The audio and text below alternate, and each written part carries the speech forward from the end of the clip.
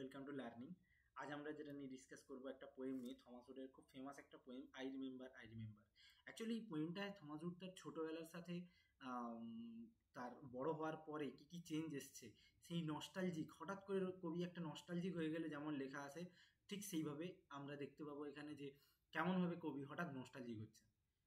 তো পোয়েমটা স্টার্ট করার আগে একটা গল্প বলি, মানে ঠিক গল্প নয়, আমরা সবাই কম বেশি রিলেট করতে পারবো।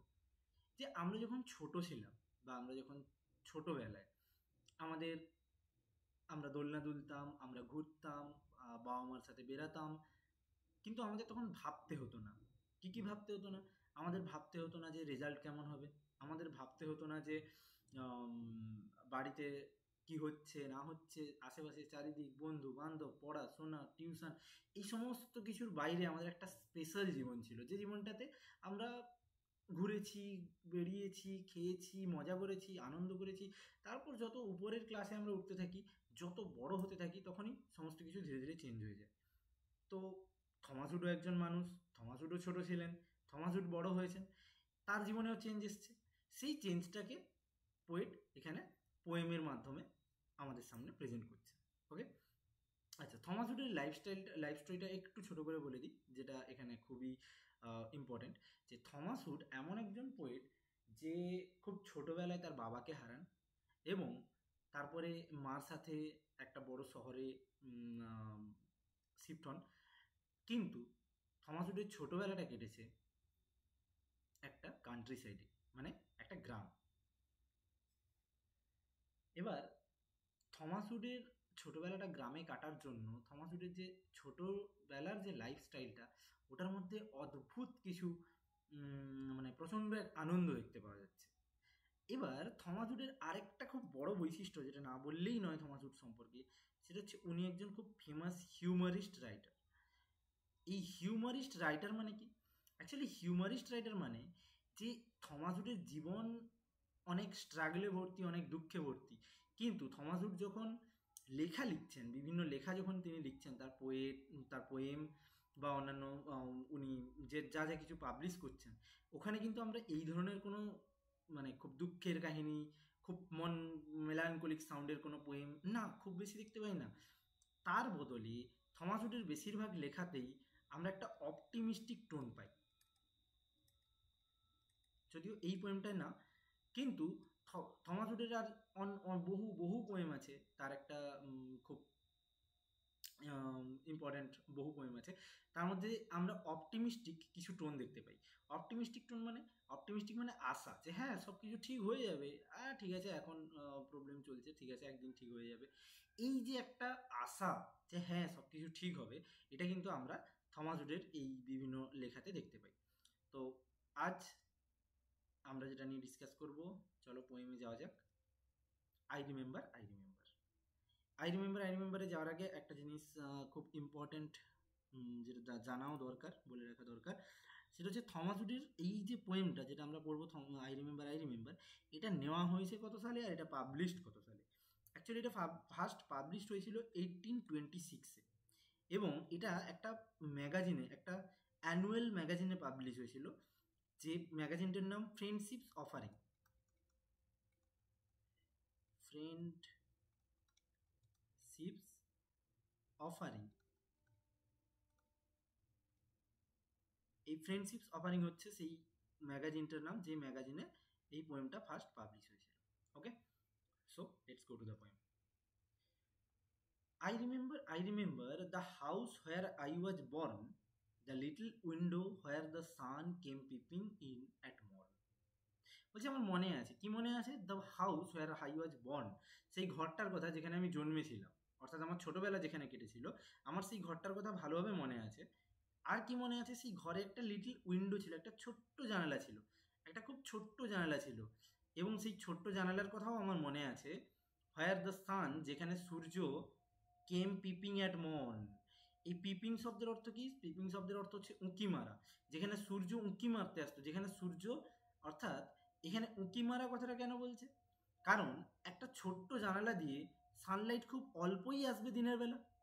এবার এই যে খুব অল্প একটা সানলাইট এসে বিছনার উপরে পড়ছে, তখন কিন্তু পোয়েট সেই সানলাইটের যে প্রচণ্ড টেম্পারেচার, ঘুম ভেঙে যাচ্ছে না, ওরকম হচ্ছে না, কিন্তু পোয়েট্রিটা বুঝতে পারছে যে ধীরে ধীরে এটা সকাল হয়ে গেছে। তাহলে সূর্যের যে সেই প্রথম এসে সেই ছোট্ট ঘুলঘুলি বা সেই ছোট্ট লিটল উইন্ডোর মধ্য দিয়ে যখন বিছনার উপরে বা রুমের মধ্যে একটুখানি গেলো আসছে, তখন সেটাকে অনেকটা, যেমন আমরা উঁকি মেরে একটুখানি মাথা বাড়িয়ে দেখি যে বাইরেটা কি হচ্ছে দেখি, ঠিক সেরকম সূর্যও যেন উঁকি মেরে রুমের মধ্যে দেখছে। সেই জন্য বলছে the little window where the sun came piping in at mourn, mourn means morning. তো বলছে যে সেই সকালবেলা সূর্য সেখানে উঁকি মারতে আসতো, সেই জানলা দিয়ে, ছোট্ট জানলা দিয়ে উঁকি মারতে আসতো। He never came a wink too soon nor brought too long a day. He never came a wink too soon, যে এরকম একটাও দিন হয়নি যেদিন সে খুব তাড়াতাড়ি চলে এসছে, খুব তাড়াতাড়ি চলে এসছে। অর্থাৎ আমরা অনেক সময় হয় এক্সাম শেষ, এখন লেটে ঘুম থেকে উঠবো, 9টা, 9:30, 10টা, আবার কোনো কোনো দিন এক্সাম এসছে ভোর 4টা থেকে উঠে পড়তে হবে। তাহলে আমাদের যেমন বিছনা ছাড়ার কোনো পার্টিকুলার টাইম নেই, আমরা নিজেদের ইচ্ছে মতো টাইম মতো বিছনা ছাড়ি, সূর্য নিশ্চয়ই এরকম নয়, সানরাইজ কিংবা সানসেট দুটোই একটা নির্দিষ্ট টাইমে হয়, মানে মোটামুটি একটা 1 আওয়ারের মধ্যে হয়। তো সেটাই বলছে যে he never came a wink too soon, সে কোনোদিন খুব তাড়াতাড়িও আসেনি। He nor brought too long a day, বা সে কোনোদিন এসে অনেকটা সময় ধরে থেকে যায়নি, যে রাত্রি 8টা হয়ে গেছে এখনো সূর্য ডুবেনি, আরে সূর্য তো এবার ডুবে যাওয়ার কথা, না, এরকমও হয়নি। অর্থাৎ সে তার নিজের টাইমে আসে, আবার নিজের টাইমে চলে যায়। বাট নাও, এই জায়গাটায় একটু ইম্পর্টেন্ট করে, এখানে একটু ভালো করে বুঝবে। বলছে but now often I wish the night had borne my breath away. But now, কিন্তু এখন, এই নাউটা কি? এই নাও হচ্ছে দ্য কারেন্ট পোয়েট, বা আমরা বলতে পারি অ্যাডাল্টহুড। যে এতক্ষণ পর্যন্ত আমরা এই যে এতটা পড়লাম, এত দূর অবধি যে পড়লাম, এটা পোয়েমের চাইল্ডহুডের ঘটনা, ছোটবেলার ঘটনা, সে ছোটবেলাটা তার কেমন কেটেছে, কোথায় কেটেছে, সেই সব নিয়ে এতক্ষণ আমাদের বলেছিল। যে হঠাৎ টোনটা চেঞ্জ করে বলছে বাট নাও, কিন্তু এখন, অর্থাৎ এখন আমি অ্যাডাল্ট হয়েছি, আমার আমার মধ্যে অনেক রেসপন্সিবিলিটি এসছে, আমার উপর অনেক চাপ বেড়েছে, আমার উপরে অনেক আম, কাজ করতে হচ্ছে, আমাকে অনেক কিছু ভাবতে হচ্ছে। সি নাও, এখন, আই অফন, অফন মানে প্রায় সব সময়, I often wish the night had borne my breath away. কিন্তু এখন আমি সবসময় চাই, কি চাই, যে এই রাত্রিটা যেন আমার নিঃশ্বাসটা ছিনিয়ে নিয়ে যায়, অর্থাৎ আমি যেন রাত্রিতেই মারা যাই। কেন রাত্রিতে মারা যাই? কারণ সেই যে আগের মতো সকাল তো আর তার কাটছে না, আগের মতো সেই সূর্য এসে তার বিছনার উপরে লাইট ফেললে তারপরে সে ঘুম ভেঙে উঠবে, মা চা দাও, এইরকম আর জীবনটা নেই। এখন তাকে একটা টাইমে উঠতে হয়, তার রেসপন্সিবিলিটি বেড়েছে, তাকে জব করতে অফিস যেতে হয়, তাড়াতাড়ি ঘুম থেকে উঠে পড়তে হয়, তার উপরে অনেক টেনশান, অনেক চাপ, সে এই সমস্ত কিছু সামলে আর চলতে পারছে না। এবং সেই কারণে বলছে now I often wish the night had borne my breath away. সেই কারণে আমি এখন প্রায় সব সময় চাই যে এই রাত্রিটা যেন আমার নিঃশ্বাসটাকে ছিনিয়ে নেয়, বা এই রাত্রিতেই যেন আমি মারা যাই। ওকে, আই হোপ ফার্স্ট টাইম যে সকলের ক্লিয়ার। আচ্ছা, এখানে যদি আমরা পোয়েমের রাইম স্কিম নিয়ে একটু ডিসকাস করে নিই, তাহলে দেখতে পাবো ফার্স্ট শেষ হচ্ছে রিমেম্বার দিয়ে, এটাকে আমরা এ ধরতে পারি। তারপরে বর্ন, বি ধরতে পারি। বর্নের সাথে সানের একটা মিল আছে, বি। আবার বর্নের সাথে মর্নের একটা মিল আছে, তো এটা B. Okay, A B C, এটা C, A B C B. সানের সাথে সুনের মিল আছে, এটাও সি। ডে, এর সাথে রিমেম্বার, বর্ন, কারোর মিল নেই, তো ডেটা হয়ে যাবে ডি, আর নাইট হয়ে যাবে ই, আর অ্যাওয়ে হয়ে যাবে এ। সো এটা কোনো পার্টিকুলার একটা রাইম স্কিমে লেখা নেই, এটা একটা ফ্রি ভার্স বলতে পারি আমরা, যে পার্টিকুলার এর মধ্যে কোনো রাইম স্কিম নেই, এটা একটা ফ্রি ভার্সে লেখা। ওকে, চলো নেক্সট টাইম।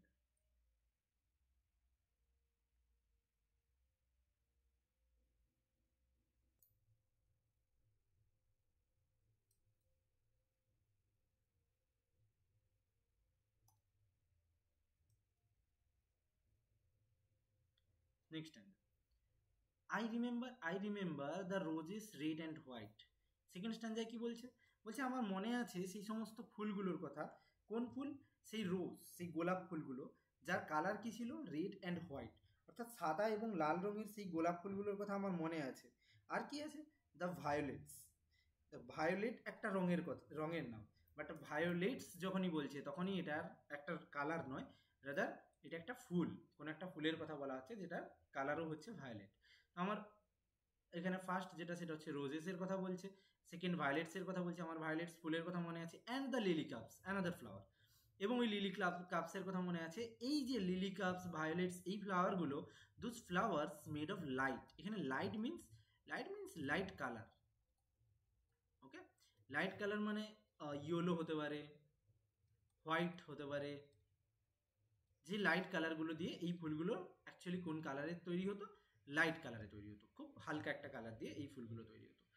আর কি মনে আছে? The lilacs where the robin is a kind of bird, যে the lilacs where the robin built, অর্থাৎ রবিন কি তৈরি করতো? তার বাসা, nest. Where robin built his nest. আর সেই লাইলেক্স গাছের কথা মনে আছে যেখানে রবিন কি করতো? নিজের বাসা তৈরি করতো। অ্যান্ড হোয়ার আরেকটা জায়গা, যে জায়গাটার কথা বলা হচ্ছে যে my brother set the laburnum on his birthday, the tree is living yet. বলছে আরেকটা সেই জায়গার কথাও আমি এখনো ভুলিনি। কোন জায়গা? না, যে জায়গায় আমার ভাই কি করেছিল? না, তার জন্মদিনের দিন গাছ লাগিয়েছিল। কি গাছ? তার ল্যাবারনাম ট্রি। একটা জায়গা যেখানে কোনো এক জন্মদিনে তার দাদা বা ভাই সে ল্যাবারনাম নামের এক গাছ লাগিয়েছিল, এবং সেই গাছটা এখনও বেঁচে আছে। What is yet? এখানে ইয়েট বলতে বলছে যে এই অ্যাডাল্টহুডে এসেও সে দেখতে গেছে বা দেখতে পেয়েছে যে সেই ল্যাবারনাম ট্রিটা এখনও কিন্তু বেঁচে আছে, যে ল্যাবারনাম ট্রিটা তার দাদা বা ভাই তার জন্মদিনের সময় লাগিয়েছিল।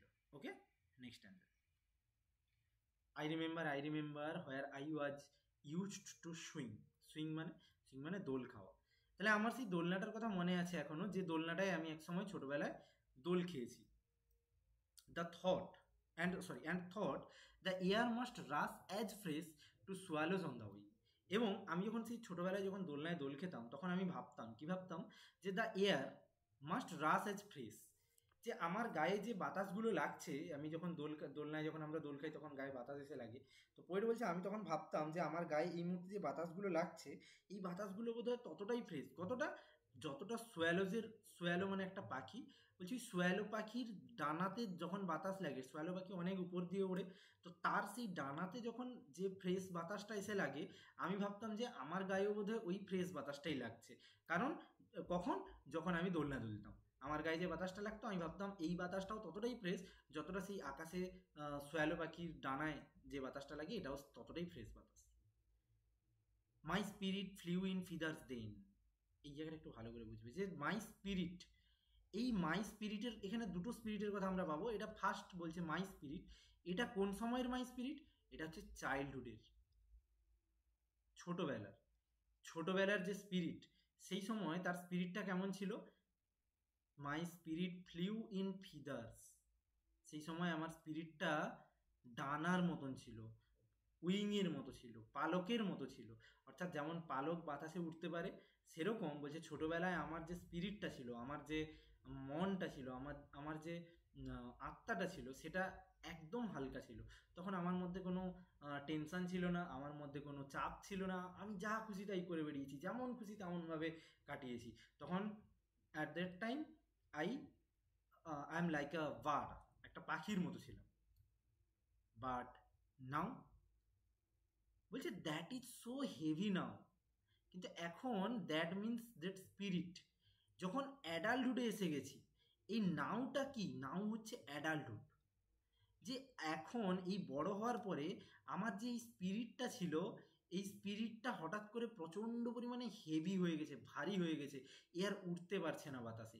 ছোটোবেলায় আমার স্পিরিটটা যেমন ফিদার্সের মতো ছিল, পালকের মতো ছিল, উড়ে যেত, এখন আর উঠতে পারে না, খুব ভারী হয়ে গেছে। এই তারপরের দুটো লাইন বুঝবে, এটা খুব খুব ইম্পর্টেন্ট একটা লাইন। বলছে and summer pools could hardly cool the fever on my Bru. What is summer pools? গরমের সময় যে পুলগুলোর মধ্যে ঠান্ডা জল রাখা হয়, বলছে সেই সেই গরমের পুলসগুলোতে, গরমের সময় যে পুলসগুলোতে যে ঠান্ডা জল রাখা হয়, সেই ঠান্ডা জলও হার্ডলি, খুব রেয়ার, মানে প্রায় পারেই না। কি পারে না? The fever on my bro. যে সামারের সময় যে ঠান্ডা জল প্রিজার্ভ করে রাখা হয়, সেই ঠান্ডা জল দিয়েও আমার এখন যে জ্বর, সেই জ্বর কমানো যাবে না। অন মাই ব্রো, ব্রো মানে কপাল।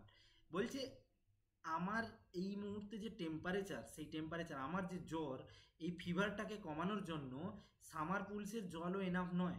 মানে কি, কবি কি অসুস্থ?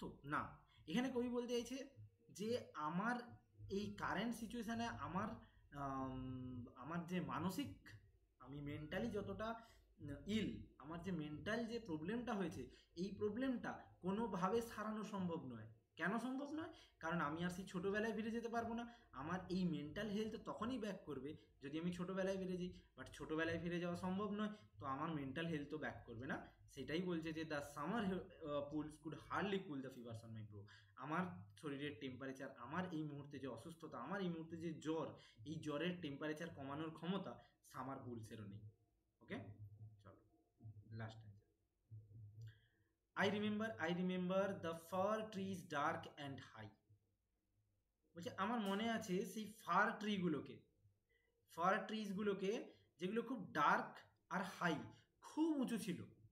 Far is a kind of tree, যে ট্রিগুলো কত উঁচু ছিল এবং সেই উঁচু থাকার জন্য সেটা কত অন্ধকার হয়ে থাকতো সেই জায়গাটা, আমার সেগুলো সব মনে আছে। I use to think their slender tops আর ক্লোজড এগেনস্ট দ্য স্কাই। এবং আমি সেই সময়, এখানে ইউজড টু থিঙ্ক, এটা কোন সময়ের কথা বলা হচ্ছে? চাইল্ডহুডের কথা বলা হচ্ছে। যে আমি সেই ছোটোবেলায় তখন কি ভাবতাম?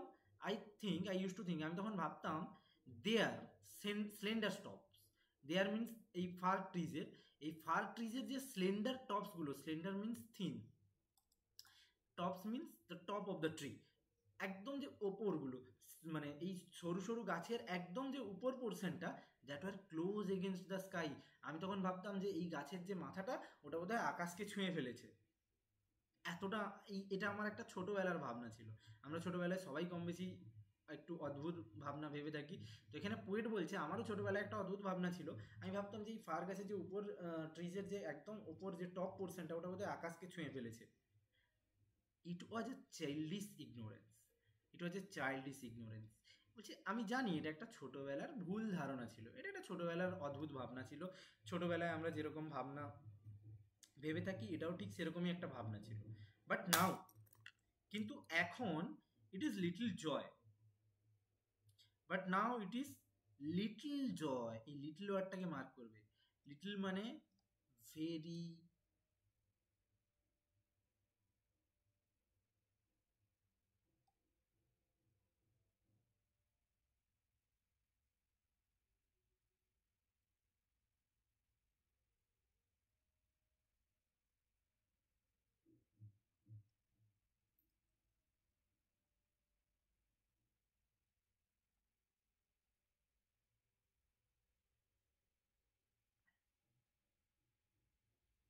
লিটল মানে খুব কম। তো বলছে but now this little joy, মানে এখন আমার মধ্যে খুব অল্পই আনন্দ আছে। কেন? টু নো, এটা জানতে পারার পর, I am further of from heaven. আমি এখন জেনে গেছি যে ওই গাছগুলো আর আকাশকে ছুঁয়ে না। আমি জানি এই গাছগুলোর আকাশকে ছুঁয়ে না, আমি জানি গাছগুলো একটু উপরে গিয়ে শেষ হয়েছে। এইটা যখন জেনেছি যে I am further of from heaven, আমি আকাশ থেকে অনেকটা নিচে আছি, এটা জানার পরে আর আমার মধ্যে ওই আনন্দটা হয় না। যখন জানতাম না, যখন ভাবতাম যে হ্যাঁ এটা এই গাছগুলো বোধহয় আকাশকে ছুঁয়ে আছে, তখন আমার মধ্যে খুব আনন্দ হতো। এখন আর আমার মধ্যে আনন্দ হয় না। এটা জানার পরে আমার মধ্যে বিন্দুমাত্র আনন্দ হয় না। I am further of from heaven, আমি আকাশ থেকে অনেকটা দূরে সরে এসেছি, অনেকটা নিচে নেমে এসেছি, এটা জানার পরে আমার আর আনন্দ হয় না। দেন হোয়েন আই ওয়াজ এ বয়, যখন আমি ছোট ছিলাম, যখন আমি ভাবতাম, বা আমার একটা অদ্ভুত ভাবনা ছিল, ভুল ভাবনা ছিল, বাট ভাবনাতে ভাবতাম, আমার একটা ইমাজিনেশন ছিল যে এই গাছগুলো বোধহয় আকাশকে ছুঁয়ে ফেলেছে, আমি এই গাছগুলো ধরে যদি উঠে যাই তাহলে আমি আকাশে পৌঁছে যাব। আমার ওই সময় আমি প্রচণ্ড পরিমাণে জয়ফুল ছিলাম, আমি সেই সময় খুব আনন্দে দিন কাটিয়েছি। যখন থেকে জেনেছি যে না এই গাছগুলো একটু উপরে গিয়ে শেষ হয়েছে, তখন আমি বুঝতে পেরেছি যে আমি আকাশ থেকে অনেকটা নিচে নেমে এসেছি। আর এখন এখন আই এম ভেরি লিটল জয়, আমার মধ্যে আর আনন্দ প্রায় নেই, খুব কম আনন্দ আছে আমার মধ্যে এখন, ভেরি লিটল, খুব কম আনন্দ আছে। সো এই যে একটা ছোটবেলার সাথে বড় হয়ে যাওয়ার পরে চাইল্ডহুডের সাথে অ্যাডাল্টহুডের যে ডিফারেন্সটা এখানে পোয়েট আমাদের বারবার করে দেখাচ্ছেন, যেটা শুধু পোয়েট নয়, আমরা সবাই নিজেদের জীবনে রিলেট করতে পারি, সেটাই এখানে এই পোয়েমের মাধ্যমে থমাস হোড আমাদের বোঝাতে চেয়েছেন। আশা করি তোমরা সবাই বুঝতে পেরেছো।